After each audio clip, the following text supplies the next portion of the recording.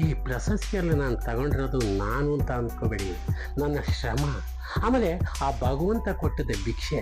ಆಮೇಲೆ ನೋಡಿ, ಶೋಭರಾಜ್ ಇವ್ರು ಕೊಟ್ಟದ್ದು ಭಿಕ್ಷೆ, ವ್ಯವಸ್ಥಾಪಕರು ನೋಡಿ. ಇವೆಲ್ಲನೂ ಹೇಳ್ಬೇಕು ಅಂದರೆ ಇದ್ರ ಹಿಂದೆಗಡೆ ಒಂದೊಂದು ಶ್ರಮ ಇರುತ್ತೆ ನೋಡಿ. ಇದನ್ನು ತಗೊಂಡಿದ್ದೀನಿ ನೋಡಿ, ಖಂಡಿತವಾಗ್ಲೂ ಹೇಳ್ತೀನಿ, ಮಳೆ ಸುರಿತಾ ಇದೆ ಆದರೂ ನೀವು ಬರಲೇಬೇಕು ಅಂತ ಅಂದರು. ಕಾರಣ ಕಳಿಸಿದ್ರಲ್ಲ ತಾಂಡ ಗೋಚಕರ ಕಲಾರತ್ನ ಹೆಂಗಿತ್ತು ಅಂತ ಅಂದ್ರೆ ಅದು ನೋಡಿ. ಇವೆಲ್ಲ ದುಡ್ಡಿನಿಂದ ಬೆಲೆ ಕಟ್ಟಕ್ಕಾಗಲ್ಲ, ಮನುಷ್ಯನ ಶ್ರಮದಿಂದ ಮಾತ್ರ ನಾನು ಕಟ್ಟಬೇಕು ಹೊರತು ಭಗವಂತ ಖಂಡಿತವಲ್ಲ ಇವೆಲ್ಲ ಕೊಟ್ಟವನೇ ಅಂತ ಅಂದರೆ ಅವನ್ನ ನೋಡ್ಕೊಂಡು ಎಷ್ಟೋ ದಿನ ಖುಷಿ ಪಡ್ತೀನಿ. ಒಂದೊಂದ್ಸರಿ ಊಟ ನನಗೆ ಹೊಡ್ತಿಂದಂಗೆ ಆಗುತ್ತೆ ಇವೆಲ್ಲ ನೋಡ್ತಾ ಇದ್ರೆ. ನೋಡಿ ಇವೆಲ್ಲ, ಬಟ್ ಇದರಿಂದ ಶ್ರಮ ಶಕ್ತಿ, ಭಯ, ಭಕ್ತಿ, ನಡೆ ನೋಡಿ. ನೋಡಿ ಇದು ನಮ್ಮ ಅಣ್ಣ ಅಯ್ಯೋ ದೇವರು ಭಗವಂತ ನೋಡಿ. ಇದು ಕರ್ನಾಟಕ ರಕ್ಷಣಾ ಅರಸೀಕೆರಾಜನ ನಮಸ್ಕಾರಗಳು. ಹಳ್ಳಿ ವಿಲೇಜ್, ಆಗಿನ ಕಾಲದಲ್ಲಿ ಗ್ರಾನೈಟು ಅದು ಇದು ಏನು ಇರಲಿಲ್ಲ. ನಾವು ಸಗಳಿ ಬಗುಡದಲ್ಲಿ ಮನೆಯೆಲ್ಲ ತೊಳೆದು, ಆಮೇಲೆ ಸುಣ್ಣದ ದೀಪವನ್ನು ಹಂಡಿಸಿ, ಆಮೇಲೆ ಸಗಣಿನ ಒಂದು ಬಿತ್ತನೆ ಮಾಡಕ್ ಹೋಗ್ಬೇಕು ಅಂತ ಅಂದ್ರೆ ಸಗಣಿನ ಮಾಡಿ ಅದಕ್ಕೆ ಗರಿಕೆ ಇಟ್ಟು ವಿಘ್ನೇಶ್ವರ ಅಂತ ಈಶಾನ್ಯ ಮೂಲದಿಂದ ನಾವು ಬಿತ್ತನೆ ಮಾಡ್ತಾ ಇದ್ದೀವಿ. ಅಂಥದ್ದೆಲ್ಲನೂ ಇಟ್ಕೊಂಡಾಗ ಅವಾಗ ನಾನು ಒಂದು ಸ್ವಲ್ಪ ನಮ್ಮ ತಾಯಿಗೆ ಹತ್ತಿರವಾದ ಪ್ರೀತಿಯ ಮಗ. ನಾವು 4 ಜನ ಅಣ್ಣ ತಮ್ಮದಿರು, ಒಬ್ಳೇ ತಂಗಿ. ಅದರಲ್ಲಿ ನಮ್ಮ ತಾಯಿಗೆ ಇಷ್ಟವಾದ ಮಗ ಅಂದರೆ ಅರಸೀಕೆರೆ ರಾಜು. ನನ್ನ ಅರಸೀಕೆರೆ ರಾಜು ಅಂತ ನಾನು ಸಿನಿಮಾ ಇಂಡಸ್ಟ್ರಿ ಬಂದ ಮೇಲೆ ಹೆಸರು ಇಟ್ಕೊಂಡಿದ್ದೀನಿ. ಆಕ್ಚುಲಿ ನನ್ನ ವರ್ಗದ ಹೆಸರು ನಿಮಗೆ ಗೊತ್ತಿಲ್ಲಲ್ಲ, ಮರಿಗೇಗೌಡ ಅಂದರೆ TS ಮರಿಗೇಗೌಡ. ಇಲ್ಲಿ ಬಂದಾಗ ಆಗಿನ ಕಾಲದಲ್ಲಿ ಸಿನಿಮಾ ಇಂಡಸ್ಟ್ರಿಗೆ ನಾನು ಕಾಲಿಟ್ಟಾಗ ಕನ್ನಡ ಸಿನಿಮಾ ಲ್ಯಾಂಡಲ್ಲಿ ಇರಲಿಲ್ಲ, ಒಂದು ಯೂನಿಟ್ ಇರಲಿಲ್ಲ, ಒಂದು ಮೇಕಪ್ ಇರಲಿಲ್ಲ, ಒಬ್ಬರು ಡ್ಯಾನ್ಸ್ ಮಾಸ್ಟರ್ ಇರಲಿಲ್ಲ, ಒಬ್ಬರು ಕ್ಯಾಮ್ರನ್ ಏನಿರಲಿಲ್ಲ, ಒಬ್ಬ ಮೇಕಪ್ ಮೆನ್ ಇರಲಿಲ್ಲ, ಟೋಟಲ್ ಏನು ಇರಲಿಲ್ಲ. ಅಂಥ ಕಾಲದಲ್ಲಿ ಕಡು ಬಡತನದಿಂದ ಬಂದಾಗ ನನಗೆ ತಿನ್ನಕ್ಕೆ ಅನ್ನನೂ ಇಲ್ಲ. ಆವಾಗ ನನ್ನ ಪರಿಸ್ಥಿತಿ, ಅವಾಗ ಈಗ ಬನ್ನು 5 ರೂಪಾಯಿ, ನಾನು ಬಂದಾಗ 1 ಪೈಸಾ. ನಮ್ಮ ತಾಯಿಯ ಕಬ್ಬಿಣದ ಪೆಟ್ಟಿಗೆಯಿಂದ 10 ರೂಪಾಯಿನ ಕದ್ದು ಹೊಡ್ಕೊಂಡು ರಾತ್ರಿ ಜರ್ನಿನ ಬಂದೆ. ಜರ್ನಿಗೆ ಅಂದರೆ ಕಲೆ ನೆನ್ಕೊಂಡು ಬಂದೆ, ಆದರೆ ಕಲೆ ನನ್ನ ಕೊಲೆ ಮಾಡಲಿಲ್ಲ. ಅಂದರೆ ನಿಮಗೆ ಒಂದು ಮಿರಾಕಲ್ಲು, ನಿಮಗೆ ಹೇಳಿದ್ರೆ ನಿಮ್ಗೆ ಆಶ್ಚರ್ಯ ಆಗುತ್ತೆ, ಎದೆಯೆಲ್ಲ ಡವ ಡವ ಡವ ಅಂತ ಹೊಡ್ಕೊಳ್ಳುತ್ತೆ. ನನಗೆ ಹದ್ದು ಒತ್ಕೊ ಬರಲಿಲ್ಲ, ಗರುಡ ಒತ್ಕೊಬಂದು ಏನೋ ನಾನು ತಿನ್ನಲಿಲ್ಲ, ತಂದು ಬೆಂಗಳೂರಿಗೆ ಬಿಸಾಕ್ಬಿಟ್ಟ ಕೆಂಪೇಗೌಡ. ಎಷ್ಟಿಗೆ ನೋಡ್ತೀನಿ 1.25 ರೂಪಾಯಿ ಟ್ರೈನಿಗೆ ಕೊಟ್ಟಿದ್ದೀನಿ, ನನ್ನ ಮಿಕ್ಕಿದ್ದು ಇದೆ. ನನ್ನವರು ಯಾರು, ಎಲ್ಲಿ ಹೋಗ್ಬೇಕು, ಎಲ್ಲಿ ಬರಬೇಕು, ಏನು ತಿನ್ಬೇಕು, ಎಲ್ಲಿ ವಾಸ ಮಾಡೋದು ಏನು ಅನ್ನೋದು ಗೊತ್ತಿಲ್ಲ. ನಾನೇ ನಂಬಿ ಬಂದದ್ದು ಕಲೆನ ಒಂದೇನೆ. ಬಂದಾದ್ಮೇಲೆ ನಾನು ಮೆಜೆಸ್ಟಿಕ್ ಬಂದ್ಬಿಟ್ಟು ಎಲ್ಲಿ ಹೋಗ್ಲಿ ಏನು ಬಿಡ್ಲಿ, ಸಂಬಂಧಿಕರು ನನ್ನವರು ಅನ್ನೋರು ಪರಿಚಯ ಇಲ್ಲ ಬಿಡಿ. ಈಗ ನಿಮ್ಮ ಆಶೀರ್ವಾದದಿಂದ, ದೇವರ ಕೃಪೆಯಿಂದ 7 ಕೋಟಿ ಜನದಲ್ಲಿ ಒಂದು 5 ಕೋಟಿನಾರ ಜನ ಅರಸೀಕೆರೆ ರಾಜು ಅಂತ ಗುರ್ತು ಮಾಡ್ತೀರಾ. ಅದೇ ನನ್ನ ಹೆಮ್ಮೆ. ನನಗೆ ಹಣ ಮುಖ್ಯ ಅಲ್ಲ, ಇಷ್ಟೊಂದು ಜನನ ಗೆದ್ದಿದ್ದೀನಲ್ಲ, ಅದರಿಂದ ನನ್ನ ನೂನಿಲಿದ್ದೆ, ಚೇಂಜ್ ಇಲ್ಲ, ಅಷ್ಟೇ ಇರೋದಿನ್ನ 8 ರೂಪಾಯಿ ಇದೆ. ಜೀವನ ಸ್ಟಾರ್ಟ್ ಮಾಡಬೇಕು, ಆಕ್ಟ್ ಮಾಡಬೇಕು ಅಂತ ಬಂದೆ. ಆಕ್ಟ್ ಮಾಡಕ್ಕೆ ಎಲ್ಲಿ, ಹೆಂಗೆ, ಏನು, ಎಲ್ಲಿ ಹೋಗ್ಲಿ, ಎಲ್ಲಿ ಬರಲಿ ಗೊತ್ತಿಲ್ಲ. ಹಂಗೆ ಹಿಂಗೆ ಮೆಜೆಸ್ಟಿಕ್ಕಲ್ಲಿ ಕಷ್ಟಪಟ್ಟೆ, ಖಾಲಿ ಆಯಿತು. ಆಮೇಲೆ ಚಿಕ್ಕಪೇಟೆ ಅವಿನ ರೋಡಲ್ಲಿ ಏನು ಕೆಲಸಕ್ಕೆ ಹೋಗೋದು, ಏನು ಬಿಡೋದು ಅನ್ನೋದು ಗೊತ್ತಾಗಲಿಲ್ಲ. ಆದರೂ ಓದ್ತಾ ಇದ್ದಾಗ ಆಕಸ್ಮಿಕ ಅನಿವಾರ್ಯ ಒಬ್ಬ ವ್ಯಕ್ತಿ ನನಗೆ ಪರಿಚಯ ಆದರು. ಬನ್ನಿ ಬಾಯ್ಲೆ, ನನಗೇನಣ್ಣ, ಯಾವರು ಅಣ್ಣ, ಹಿಂಗೆ ಅರಸೀಕೆರೆನಾ, ಅರಸೀಕೆರೆ ಹತ್ರ ಅವರು ಅಲ್ಲಿ ನಮ್ಮ ಪರಿಚಯದವ್ರು ಒಬ್ರು ಇದ್ದಾರೆ ಕಣೋ. ಇದು ಸತ್ಯ. ಈಗ ಏನು ಕೆಲಸ ಮಾಡ್ತಾ ಇದೀಯ? ಅಣ್ಣ ಏನೂ ಇಲ್ಲ, ಕೆಲಸಕ್ಕೆ ಅಂತ ಬಂದೆ. ಅಂದರೆ ನಾನು ಆಕ್ಟ್ರ್ ಆಗಕ್ಕೆ ಬಂದೆ ಅಂದರೆ ಆಡ್ಕೆತಾರೆ. ಓಹೋ, ಇವನು ಆಕ್ಟ್ ಮಾಡಕ್ಕೆ ಬಂದು ಇಲ್ಲಿ ಬೇಕಾಗಿತ್ತು ಇವನಿಗೆ ಅಂತ ಆಡ್ಕೆತಾರೆ ಅಂತ. ಅಣ್ಣ ಕೆಲಸ ಹುಡುಕೆ ಬಂದೆ, ಎಲ್ಲೂ ಕೆಲಸ ಸಿಕ್ಕಲಿಲ್ಲ. ಹೌದಾ, ಬಾ ಅಂತ ಅಲ್ಲಿಂದ ಗಾಯತ್ರಿ ನಗರಕ್ಕೆ ಆಗ 15 ಪೈಸನೋ 10 ಪೈಸನೋ ಕರ್ಕೊಂಡು ಹೋದ್ರು. ಕೋದಂಡರಾಮ ಸ್ವಾಮಿ ದೇವಸ್ಥಾನ ಹತ್ರ 82 ಬಸ್ ಸ್ಟಾಪ್. ಅಲ್ಲಿಂದ ಕರ್ಕೊಂಡೋಗಿ ಅವ್ರ ಮನೇಲಿ ಊಟ ಕೊಟ್ಟರು. ಮತ್ತು ಅದೇ ಕಿಲಾರಿ ರೋಡಲ್ಲಿ ನನಗೊಂದು ಕೆಲಸನೂ ಕೊಟ್ಟರು. ಯಾವುದು ಗ್ಲಾಸ್ ಮಾಡೋದು. ಅದು ನನಗೆ ಯಾವುದು ಹಿಂದೆ ಗೊತ್ತಿಲ್ಲ ಮುಂದೆ ಗೊತ್ತಿಲ್ಲ, ಕೆಲಸ ಮಾಡ್ತಾ ಇದ್ದೀನಿ. ಆದರೂ ಒಂದಿನ ಗ್ಲಾಸ್ ಎಲ್ಲ ಹೊಡಿತಾ ಇದ್ದೀನಿ. ಅವನು ಬೈಯರು ಓನರು. ಒಂದಿನ ಏನು ಮಾಡಿದೆ, ನನ್ನ ಆಟ ಏನು ಗೊತ್ತಾ, ಚಾಮುಂಡೇಶ್ವರಿ ಸ್ಟುಡಿಯೋ ನೋಡಿದೆ. ಚಾಮುಂಡೇಶ್ವರಿ ಸ್ಟುಡಿಯೋಲಿ ನಾನು ಆ್ಯಕ್ಟ್ ಮಾಡೋಕ್ಕೆ ಹೋಗಬೇಕು. ಇದನ್ನು ಇವ್ರಿಗೆ ಹೇಳೋಂಗಿಲ್ಲ ಬಿಡೋಂಗಿಲ್ಲ. ಒಂದಿನ ಏನು ಮಾಡಿದೆ, ಹುಷಾರಿಲ್ಲ ಅಂತ ಸುಳ್ಳು ಹೇಳಿದೆ, ಚೆನ್ನಾಗೇ ಇದ್ದೆ.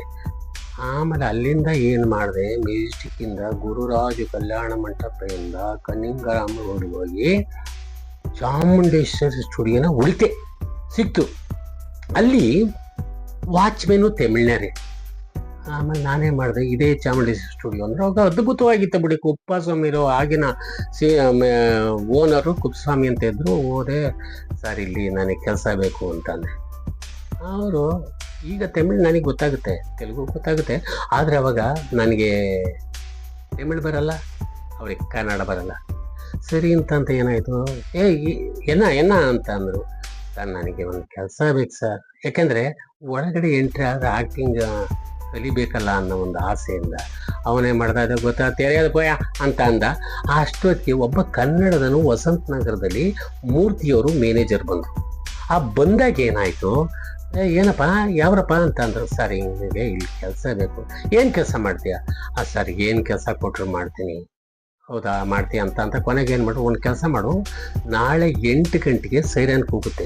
ನಾನು 7-7:15 ಒಳಗೆ ಬರ್ತೀನಿ. ಸೈಕಲ್ ಇತ್ತು ಅವ್ರಿಗೆ, ಈಗ ಬಿಡಿ ಅವ್ರ ಮೂರ್ತಿಯವರು ಕೋಟ್ಯಾಧೀಶ್ವರು. ಆಮೇಲೆ ಇಲ್ಲಿ ಬಾ, ನಾನು ಸೇರಿಸ್ತೀನಿ ಕೆಲಸನ, ಸಂಬಳ ಏನು. ಆಮೇಲೆ ಎಲ್ಲ ಮಾತಾಡ್ಕೊಂಡು ಬಂದ್ರಿ 7:15 ಅಂತ ಅಂದ್ರೆ ನಾವು ಎಷ್ಟು ಗಂಟೆಗೆ ಎದ್ದಿದ್ದೀನಿ. ಇದನ್ನು ಮನಗಕ್ಕೆ ಜಾಗ ಇಲ್ಲ. ಗಂಧದ ಕೋಟೆ ಕೆರೆ ನೀರು, ಸ್ನಾನ, ಅದೇ ಚಡ್ಡಿ ಅದೇ ಪ್ಯಾಂಟು, ಸ್ನಾನ ಮಾಡೋದು ಅದೇ ಪ್ಯಾಂಟ್ ಹಾಕೊಂಡು ಅದೇ ಚಡ್ಡಿ ಹಾಕೊಂಡು ಏನೋ ಓದೆ ಬಂದರು. ಭಗವಂತನ ದಯದಿಂದ ಚಂದ್ರಶೇಖರ್ ಅಂತ ಕಾರ್ಪೊರೇಟರ್ ಶಿಕ್ಷಣ ಇತ್ತು. ಅಲ್ಲಿ ನನಗೆ ಚಂದ್ರಶೇಖರ್ ಈ ಕಾರ್ಪೆಂಟರ್ ಸೆಕ್ಷನ್ SC ಹುಡುಗನ ಅಂತ ಅಂದರು. ಅಲ್ಲಿ ಸೇರ್ಕೊಂಡೆ. ಹಂಗಾಯ್ತಾ ಆಯ್ತಾ ಕೇಬಲ್ ಸುತ್ತೆ ಅದು ಮಾಡ್ತಾ ನಿಮಗೆಲ್ಲ ಹೇಳೋಕೆ ಹೋಗ್ಬಿಟ್ರೆ ಹೆಚ್ಚು ಕಡಿಮೆ 20 ಜಾಸ್ತಿ ಹೊತ್ತಾಗುತ್ತೆ. ಆದರೆ ನಿಮಗೆ ಜಾಸ್ತಿ ಅಷ್ಟೊಂದು ಟೆನ್ಷನ್ ಕೊಡೋಕ್ಕಲ್ಲ. ಆಮೇಲೆ ಹಂಗಾಯ್ತಾ ಕ್ಯಾಮ್ರಾ ಅಷ್ಟೇ ಸೌಂಡ್ ಹೋಗಿ ಹಿಂಗೆ ಬತ್ತ ಎಲ್ಲನೂ ಅಬ್ಸರ್ವ್ ಮಾಡ್ಕೊಂಡು ಬಂದರೆ ಏನು ಮಾಡಿದೆ, ಒಂದು ಸಾರಿ ಆಕ್ಟಿಂಗ್ ಮಾಡಲೇಬೇಕು ಅಂತ ಶತಾಯ ಗತಾಯ. ಆಮೇಲೆ ನೀವು ಹೇಳಿದ್ರೆ ನಂಬಲ್ಲ, ನಮ್ಮ ಸೀನಿಯರ್ ಆರ್ಟಿಸ್ಟ್ ಮಂಜುಳಮ್ಮ, ಅವ್ರ ಹಸ್ಬೆಂಡ್ ಹೆಸರು ಅಮೃತಮ್. ಒಡ ಹಿಂಗೆ ಹಾಕ್ಕೊಂಡ್ರಿ ಅಂದರು. ಮಾಡ್ತೀವಿ ಅನ್ನೋದು ಅರ್ಥವಾಯ್ತು. ಅಂತ ಅಂದೆ. ಅದ್ರಲ್ಲಿ ತಮಿಳ್ನ ಒಂದು ಪಾತ್ರ ಮಾಡಿದೆ. ಹಂಗೆ ಬತ್ತ ಅದು ಹೆಂಗೆ ಮಿರಾಕಲ್, ಅದು ಹೆಂಗೆ ನನ್ನನ್ನು ಅದ್ದು ಕಚ್ಚಿಗೆ ಬರಲಿಲ್ಲ, ಗರುಡ ಕಚ್ಚಿಗೆ ಬಂದು ಇಲ್ಲಿ ಬಿಟ್ಟಾಗ ಬತ್ತ ದೇವರನಾಗಿ ಹೇಳ್ತಾ ಇದ್ದೀನಿ. ಭಗವಂತನ ಕೃಪೆ ಕಟಾಕ್ಷದಿಂದ ದೇವರನಾಗಿ ಇವತ್ತು ಒಬ್ಬ ಹಾಕ್ತಾ ಗುರ್ತಿಸ್ಕೊಂಡಿದ್ದೀನಿ. ಬಟ್ ಅಲ್ಲಿಗೂ ಹೋಗಿಲ್ಲ, ಇಲ್ಲಿಗೂ ಹಿಡ್ದಿಲ್ಲ, ಮಧ್ಯದಲ್ಲಿ ನಿಂತೀನಿ. ಇನ್ಮೇಲೆ ಭಗವಂತ ಕಾಪಾಡಬೇಕು, ನಿಮ್ಮಂಥರ ಆಶೀರ್ವಾದ ಬೇಕು, ದೇವರು ಕೃಪೆ ಬೇಕು. ಆಮೇಲೆ ನಾನು ಇದುವರೆಗೂ ಮಾರ್ಕ್ಸ್ ತಗೊಂಡಿದ್ದೀನಿ ಹೊರತು ರಿಮಾರ್ಕ್ಸ್ ಅಂತೂ ದೇವರೊಳಗೆ ತಗೊಂಡಿಲ್ಲ. ಬಟ್ ನಿಮ್ಮೆಲ್ಲರ ಪ್ರೀತಿ ವಿಶ್ವಾಸದಿಂದ ನಾನು ಚೆನ್ನಾಗಿರ್ತೀನಿ, ಚೆನ್ನಾಗಿದ್ದೇ ಇರ್ತೀನಿ. ನನ್ನ ದೃಢವಾಗಿ ನಾನು ಹೇಳ್ತಾ ಇದ್ದೀನಿ, ಸತ್ಯವಾಗಿ ಹೇಳ್ತಾ ಇದ್ದೀನಿ, ಚೆನ್ನಾಗಿರ್ತೀನಿ. ಕೆಲವರಿಗೆ 30-35 ಸೆಟ್ಲ್ ಆಗ್ತಾರೆ, ಕೆಲವರು 50 ಸೆಟ್ಲ್ ಆಗ್ತಾರೆ, ಕೆಲವರು 60 ವರ್ಷ ಆದ್ಮೇಲೆ ಸೆಟ್ಲ್ ಆಗ್ತಾರೆ. ಬಟ್ ನನ್ನ ಭಾಗ್ಯದಲ್ಲಿ 60 ಆದ್ಮೇಲೆ ನಾನು ಸೆಟ್ಲ್ ಆಗಬಹುದು ಅಂತ ನನ್ನ ಅನಿಸಿಕೆ ಇದೆ. ಅದೇ ಥರ ನನಗೆ ನೆಗೆಟಿವ್ ಹೋಗ್ತಾ ಇಲ್ಲ, ಮೈನಸ್ ಆಗಿ ಹೋಗ್ತಾ ಇದ್ದೀನಿ. ಭಗವಂತ ನಾನು ಕಾಪಾಡ್ತೇನೆ ಅಂತ ನನಗೆ ಆಸೆ ಇದೆ, ಭರವಸೆ ಇದೆ. ಮಾಡಿದ್ರಿ ನೀವು ಸರ್, ನಾನು ಈ ಪಾತ್ರ ನನಗೆ ನೋಡಿ ಇದನ್ನ ಕೇಳಬೇಕು ಅಂತಂದ್ರೆ ನಾವು ಇದನ್ನ ನೋಡಿ, ಅದಕ್ಕೆ ಗುರುಗಳು ಅನ್ನೋರು ಒಬ್ರು ಇರಬೇಕು ಅನ್ನೋದು ಕಿಟ್ಕೇನೆ. ಗುರುಗಳಿಲ್ಲ ಅಂತಂದ್ರೆ ಮಕ್ಕಳು ಸ್ಟೂಡೆಂಟ್ ಕಲಿಯೋಕ್ಕಾಗಲ್ಲ. ನೀವು ಒಳ್ಳೆ ಪ್ರಶ್ನೆ ಕೇಳಿದ್ರಿ ಸರ್. ನೀವು ಯಾವಾಗ ಸಿನಿಮಾ ಮಾಡಿದ್ರಿ ಅಂತ ಅನ್ನೋದಕ್ಕೆ ನಾನು ಆಕಸ್ಮಿಕ ಅನಿವಾರ್ಯವಾಗಿ ಹಿಂಗೆ ಆಗಿ ಶ್ರೀರಾಮ್ಪುರಕ್ಕೆ ಟಚ್ ಆದಾಗ ನಮ್ಮ